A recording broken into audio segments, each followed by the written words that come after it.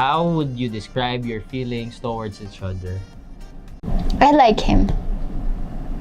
As a friend.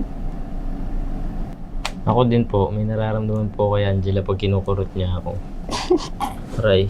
Who gets shy faster when the moment feels too real? Wala. Wala naman. Wala naman.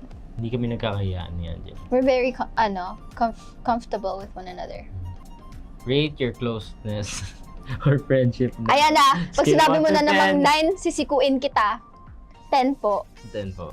Oh. Okay. Ready na ako eh. Ako din. 10 na. Hindi na ito magtitripan. Kahit may tampo ko sa'yo kanina. Okay. I feel very comfortable with Robin. Parang I could be myself when I'm with him. Tell us one thing that you guys know about each other but we don't. Pa-baby siya.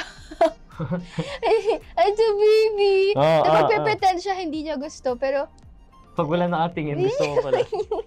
Aray ko! ay, to baby. Ay, Tama na. Ako Okay, naman. okay. One thing na hindi nyo alam. Binigyan po ako ng chance na maging Alice Cyril Perez. Parang ito yung, Masaya ako pag binibaby ako ni Angela. Yan. From your Mindy. Mahal ako, and why? Mahal ako. Kasi, pag mahal ako, mahalin ko din. same.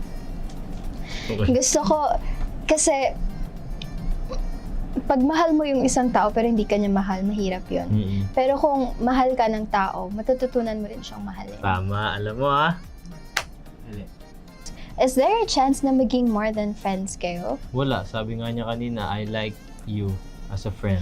O bakit hindi naman, porket sinabi ko yon. Wala, sinabi niya yun. Next. Wait lang. Ako ang sasagot. Pero sabi mo yun ah. If magkagusto siya sa akin, tapos ligawan niya ako, yes, may chance na maging kami.